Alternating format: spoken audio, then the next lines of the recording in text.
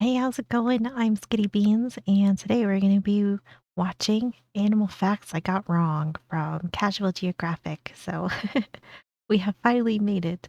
I'm looking forward to this. I'm interested to see what all he got incorrect, and I think we watched pretty much probably a good chunk of the ones maybe that are going to be featured in this. So I'm looking forward to this.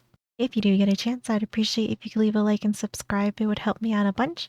And I have Casual Geographic's video linked in my description below, so be sure to go and give him a follow, subscribe to him, watch his videos, all that good stuff. And all right, let's see what he got wrong.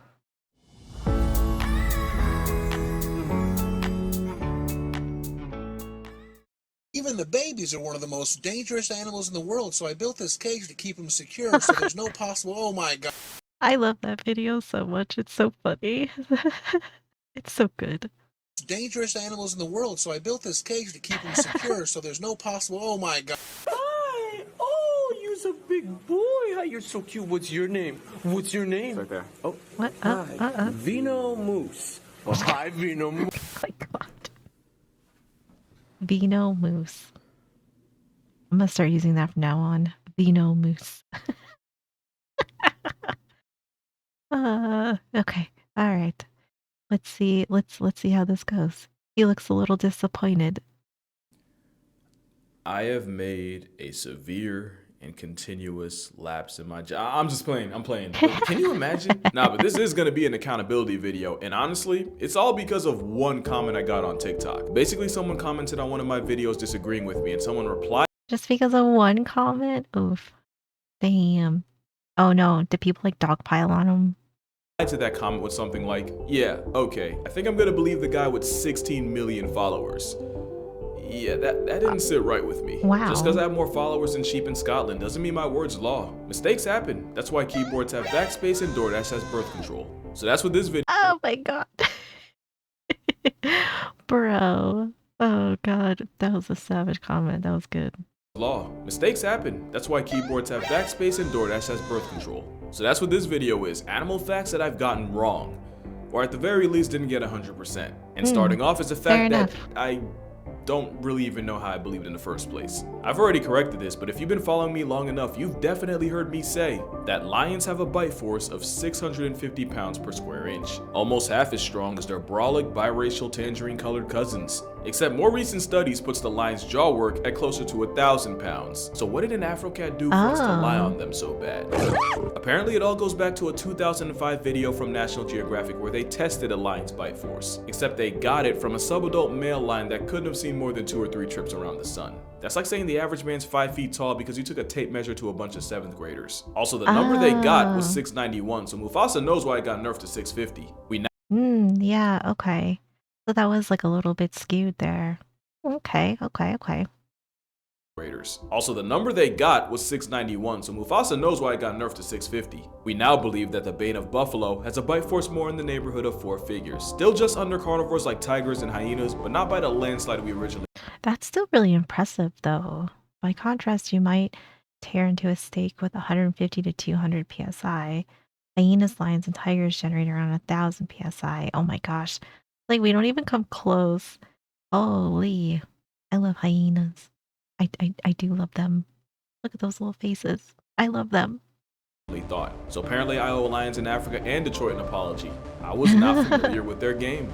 This video was recorded before the Buccaneers game, and I shall adjust my reaction accordingly. The 690 number spawned from an old show known as Dangerous Encounters with Brady Bar. And we're gonna learn that TV shows aren't the best source for the most accurate information. Who would have guessed? Especially when it's from a time where Steve Harvey had hair and not hopes. Another fact I've Oh my god, wait, he had I feel like he's been bald my whole life. Maybe I am mistaken. Especially when it's from a time where Steve Look, I did not realize. I don't know. Unless maybe this was just something that I just subconsciously just did not remember, but I feel like he's been bald my whole life, but I swear I know I've watched other things like older things with him in it, but my bad. Steve Harvey had hair and not He had hose. hair. Another fact I've said is that tigers are so strong that they can remain standing even after being turned into a statistic. Now, tigers are built like Greek sculptures modeled by furries. Blood from Yeah. Zootopia proved that, but enough to stand on business even after they're physically finished? Well, if they do, it's probably more of a reflection on their stability than just raw strength. It also could be a freak accident that got reported as a fact. There was a guy that got his will activated while reaching for something in his kitchen, and his friend legit found him that way. And there is at least Oh my one animal gosh. that does something similar. Since sloths have reverse grip, the Moss Motel of the jungle can be Their default position is a tight grip. Opening their claws up takes effort. Oh, I didn't know that. Okay. Huh. found hanging on a branch even after they've already been emancipated from the population. But can the cornflakes kitty? Maybe. But it's pretty unsubstantiated, so I probably shouldn't have mentioned it. Along with another fact I've spent most of my childhood believing, and I know for a fact I've said this at least once, that venomous baby snakes are more dangerous than the adults. The idea here is that snakes can consciously control how much venom they release, or if they release venom at all, but baby snakes with less experience, they empty the whole clip every time. Now the first part is true, snake venom is physically expensive to make, so a lot of snakes will compromise with dry bites to get the message across without spending the cost. It's like a blank shot from a gun with vibranium bullets, and the chances of getting a dry bite vary on the snake. The eastern brown snake delivers diet bites an estimated 80% of the time. Something like a taipan chooses mercy only 5%. Snakes Oh, that's like a pretty big gap in between those two. Holy hell. Yeah, so I don't know. I guess like your chances could be good of not getting a venomous bite, but definitely uh maybe not a game you want to play either. can also actively control how much venom actually comes out by Oh my contracting gosh. certain muscles. It's why only 1 in 500 snake bites in the US result in a census layoff. Oh, okay. So like that's actually a lot lower than I thought. I don't know what I thought the number was going to be, but I mean, 7,000 people are bitten by venomous snakes in the United States annually. 7,000 is like a pretty good number for sure. But then only 0.2%, 1 out of 500 result in death. So that's that, I guess overall, if you do get bit, you got pretty good chances of not you know, you know, going totally over.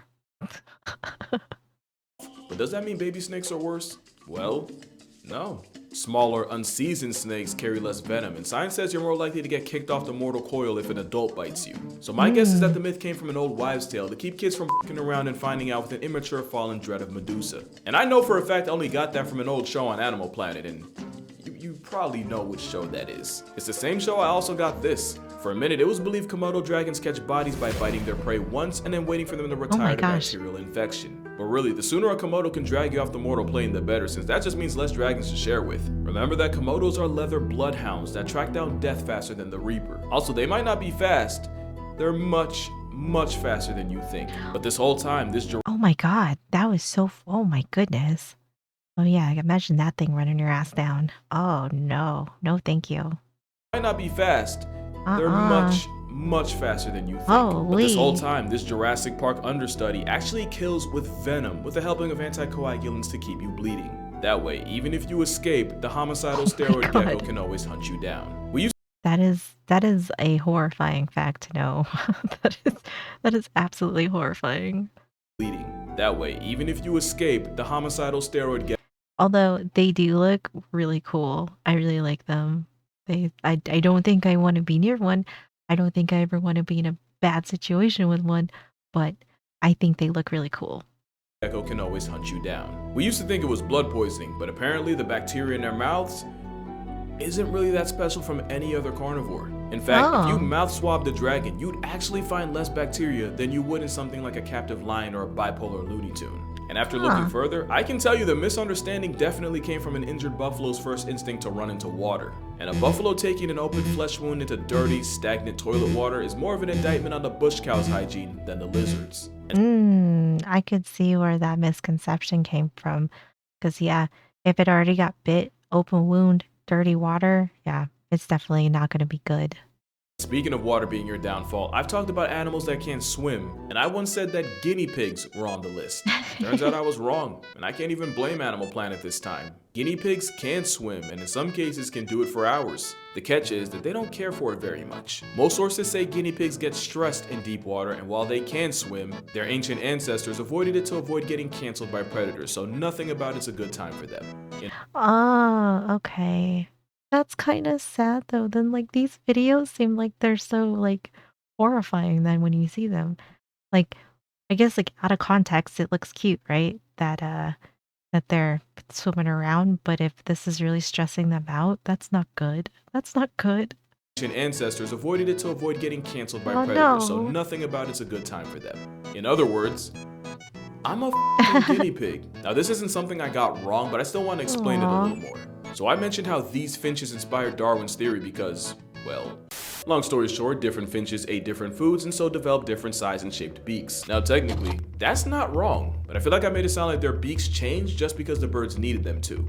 What actually happened was different finches were found on different parts of the islands, and depending on where they were, certain finches had an advantage. That advantage could have been something like a particular beak shape, and that advantage was more likely to get passed down more often. Eventually, certain traits would get selected for naturally, through purpose, not perfection. That's natural selection. And depending on the best food source, the finches most suited to feed and breed outcompeted the others. It's kind of like how giraffe necks didn't just get longer, it was more like longer necks outperformed shorter necks, and history just wasn't kind to the vertically deficient.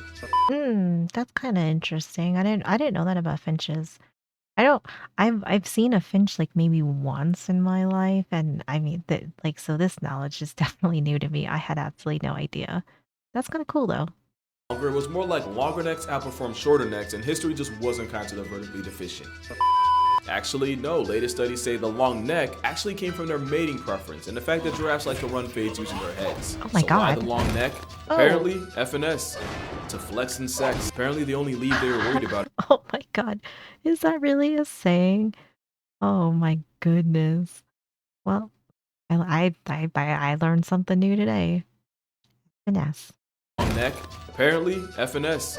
To flex and sex. Apparently the only leave they were worried about is maternity. And speaking of eating, there's another animal whose meal plan I was completely wrong about. Opossums are the rat-tailed relic Australia left behind. They're also free pest control, since one pouch packing possum can terminate 5,000 ticks in a season. Except they don't. Well, I got that wrong. The number comes Oh. from an experiment where they introduced 100 ticks to different animals like mice, squirrels, and yeah, opossums, and counted how many ticks had fed and fallen off. According to the study, the opossum cage had way less ticks than all the others, so the assumption was that any tick that wasn't found at the bottom of the cage had likely been eaten. So they took the number of ticks left in the cage along with the population of ticks found in wild opossums to come to the conclusion that possums must put away 5,000 ticks a season, at least. Yeah, not This is like the kind of stuff that just makes like you question a lot of research all the time. I mean, it's not just it doesn't apply just to animals, but I feel like it's a lot of things of like they want to come out with, like oh like we found out like all these like fascinating stuff and then it turns out it was like kind of like a controlled skewed sort of research that happened and then I feel like then it's like okay, well like not that they don't eat ticks, right? Like that part's true, but at the same time, to say that they eat 5,000 is probably deceiving and it's not really accurate. I don't know, but I don't think this is just the animal study thing. I feel like this is like with a lot of things in general when they talk about different kinds of research. that possums must put away 5,000 ticks a season, at least. Yeah, not the most solid logic, and later Yeah. studies examining their stomachs and feces Let's see. In the 2021 study, Hennessy and Hild used a dissecting microscope to look for ticks or tick body parts in the stomachs of 32 Virginia possums. Okay. They found absolutely no evidence of ticks and concluded that ticks are not a preferred diet for the opossum. Fair enough. Fair enough. East. Yeah, not the most solid logic, and later studies examining their stomachs and feces found that the shit literally didn't add up. Not only does Coma Kitty not pass tense ticks by the thousands, ticks aren't even a preferred part of their diet. There are a lot of weird things about this faint weasel, like how their body temperature is so low that rabies gets possums more than possums get rabies, or that their nipples straight up look like a devil worshipping cult with That is 12 so milk true. faucets circling one. We watched that video. That's so true. So true. It's kind of freaky. Even their babies were kind of weird, but I still like opossums and possums. I I think they're cool. I like them. But the whole thing about them being tick vacuums, that kind Aw. of falls on its face. But you want to know what doesn't fall on its face? Cats. They always land on their feet and can survive free falling from a building. So much that cats have about a 95% chance of falling from 10 stories Oh my and not God. flatlining on impact. At least that's what I said. But in the original study from 1987, out of the 132 cats that went to the vet after touching pavement from a window, 90% survived. Wait, 90% of the cats that went to the vet. Someone in the comments pointed out that this was a case of survivorship bias. Said, fair, you wouldn't Yeah. take a dead cat to the vet. And out of the 90% that didn't True, right? Yeah, you wouldn't take your deceased cat to the vet. Well, I mean, I guess you could, but that, that makes a lot of sense. So the question is, how many were killed instantly and never made it into the study in the first place? That person raises a very, very good question. bias said, fair, you wouldn't take a dead cat to the vet. Yeah. And out of the 90% that didn't instantly become a chalk outline, 90% of them had some form of thoracic trauma. 37% needed emergency surgery to renew their life subscription. 30% needed non-emergency treatment, and only a third tanked an accelerated sidewalk smack and walked away. I mean, it's still really impressive that this happens and that so many of them land on their feet. I do like they can definitely defy some physics here when it comes to jumping off really high places. Needing nothing. Also, 17 years later in 2004, another study showed that flights from the 7th floor and up actually caused worse injuries than lower drops, which cancels out the other thing I said about shorter drops doing more Oh, damage. yeah. So I think the real answer here is, unless you're Shane Dawson, treat your cats the same way you treat your kids and don't let either go out the window. This is true too. I would 100% agree with this. Like, just because like maybe they have better chances of surviving doesn't mean that we should like be testing it maybe through other cats in research, and we should probably always make sure that they're safe regardless. I'm on that side of it. Like, maybe just try to keep your cat safe. Answer here is, unless you're Shane Dawson, treat your cats the same way you treat your kids and don't let either go out the window. Now for this next fact, I'm gonna be honest, if it wasn't for a Wait, what did Shane Dawson do to his cat? Maybe I don't want to know. I only know like a like probably like minuscule amount about Shane Dawson, so maybe I don't want to know what that is. Maybe not. I don't know. you treat your kids and don't let either go out the window. Now for this next fact, I'm gonna be honest, if it wasn't for one comment, I'd probably spend the rest of my life getting it wrong. And it's that REM is the deepest stage of sleep, and that insomniacs dream about being reincarnated as a platypus, since nature's casserole gets more REM than any other animal. I was always taught that your eyes twitching out like Kai Cenat meant deep sleep. It's actually the third stage of NREM that's the deepest. It's called N3, and it's the closest you'll get to cosplaying as a corpse while having a pulse, since it's the hardest stage to wake up from. It's also the stage where your body repairs tissues, builds Is that what I do when I sleep? I am like a is that what heavy sleepers get? Because I'm like a heavy sleeper. Like literally like a car could go through my living room and I wouldn't hear it if I'm asleep. That is me. But or is that like not the same thing? I don't know. having a pulse, since it's the hardest stage to wake up from. It's also the stage where your body repairs tissues, builds bones, restores muscles, and strengthens the immune system. Oh. Basically, you know how your phone will update at the gooch of dawn as long as it's connected to an outlet? That's the N3 stage of sleep. It's also when you're most likely to precipitate your sheets or traumatize your family, since that's when bedwetting and sleepwalking occurs. It Oh, only lasts gosh. about 20 to 30 minutes each stage, and if you're lucky, I have only like slept walk maybe like twice in my life when I was a kid. So um so maybe that's not what I do. Maybe I'm just a heavy sleeper. I'm just totally deaf when I sleep, I guess. bedwetting and sleepwalking occurs. It only lasts about 20 to 30 minutes each stage, and if you're lucky, you'll get about an hour and a half of N3 a night. But it's N3 that's the Oh. deepest stage, not REM. But since REM is the dream stage, the platypus still has more real estate in DreamWorks than Shrek. Now this next fact comes from deep in my TikTok days, back when I wasn't so afraid of guidelines. That blue whales release 400 gallons worth of baby batter, with only 10% of that getting where it needs to go. Oh my And for God. the measurement impaired like myself, 400 gallons is like 10 bathtubs of whale maker. Except 400 is more of a reach than a whale's piece. It's actually like 5 gallons per session, and again, that's about one of these. Still, most of the That's liquid still a daycare ends up lot, getting though. offloaded back into the ocean. Makes you wonder why it's so salty. That's a joke, by the way. It's sea foam. They're not actually playing in pre-whale. Speaking of tainted water, this next thing isn't something I got wrong or even said, but something I showed. I saw this video of a manatee getting an assist from some guy and honestly didn't think much of it. Apparently the law doesn't agree because not only is this illegal, it's hella illegal. You don't Oh yeah, like you can't touch manatees. You can't interact with them. Like you can't do anything. I did recently learn that manatees are like very protective and they are very serious when it comes to like if you come across one that you cannot touch them, you can't pet them, you can't do any of that. I know that that's all against the law. But imagine that person giving them some water is big, big, big no-no for sure. want to give manatees water for the same reason you don't feed wild animals. Eventually, the water blimp could lose its fear of humans and boats and end up getting turned into a speed bump. The Yeah. Florida Manatee Act of '78 makes it illegal to do anything to a manatee, mean, Yep. obscene, and anything in between. And if you're offering Dasani, they're honestly better off dead. As dead as the dog from this video. Or maybe not. So you probably remember this story I told of a polar bear petting a dog before turning it into Nemo's mom. But it wasn't actually the same dog that got turned into bear bait the way I said. What happened was this video went viral. So viral that the Canada CBC News got a hold of it. So much that they basically aired the guy out and said that officials had to relocate 3 polar bears from the same property a week before after one of the bears erased one of the dogs. Oh, okay. So that's what happened. Hmm. It's always nice when you get the rest of the story though, too. Like even if some of these have bad endings, it is still good that we get the whole story. Just I don't know. I feel like that makes me feel better. I mean, like good or bad ending. It's always kind of nice to kind of get the whole story, right?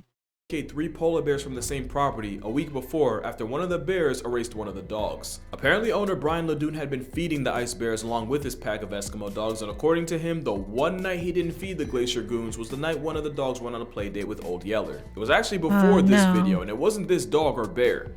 I think the timeline's still not 100% clear. Also, Oh yeah, that does make it kind of confusing, right? To try to figure out exactly like what happened with this dog, and if it's not this dog, it was another dog.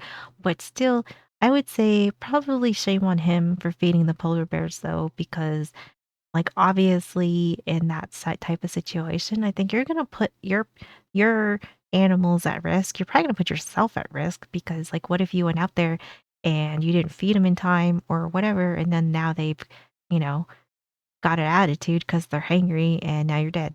So, I mean, this all kind of seems like a bad idea kind of all the way around when it comes to bears, as we have learned, especially polar bears, especially polar bears. video, and it wasn't this dog or bear.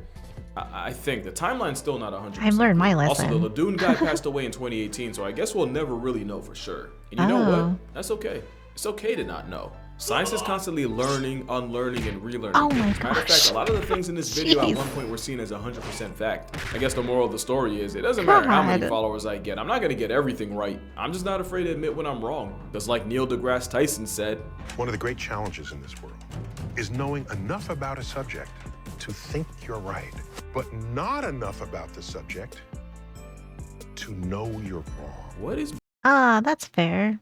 I think that's fair. I think it's good to know a lot about things like your expertise, but it doesn't mean that you should stop learning, right? Or learn new things or learn like maybe what you thought was right isn't right anymore.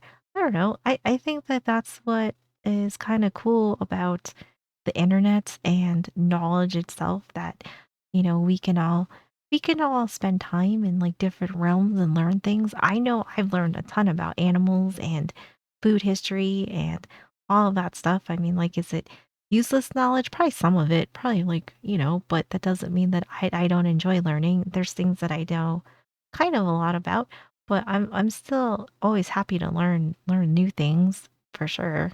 I think that that's kind of the cool thing about knowledge is that it's kind of endless for the most part is you can always learn more or learn that, you know, some things that we always thought were true aren't true. I mean, that's happened over and over again.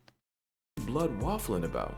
Alright, that's gonna do it. Drink water, hug your parents. Aw. Don't hug a manatee. Humanity's them enough. Let's make this a good year, and I'ma see y'all in the next one. Aw.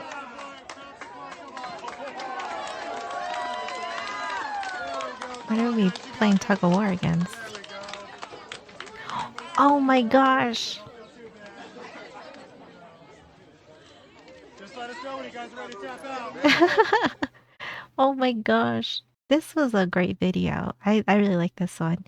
It's cool that he was able to, like he got partial things right and some stuff he got wrong, but I feel like he probably was led astray with some of his facts that obviously he thought were uh they had probably like enough credit that he thought that was like good enough, like I totally get that of like thinking that you're getting your information from good sources, but it turns out that they weren't totally right or whatever, so like that, I don't know, that makes sense. And it's good that he's owning up to it and we got the record straight and we got the rest of the story, or we got, like what the actual story was for some of the things. So I don't know. Hey, I ain't mad at him. Thank you so much for hanging out with me. I really appreciate you guys being here. Be sure to go and subscribe and like Casual Geographic's videos. He does a great job. So I really appreciate all these videos, and I appreciate everybody's suggestions too. So thank you. Keep them coming. I hope you have a wonderful day, and I will see you in the next one.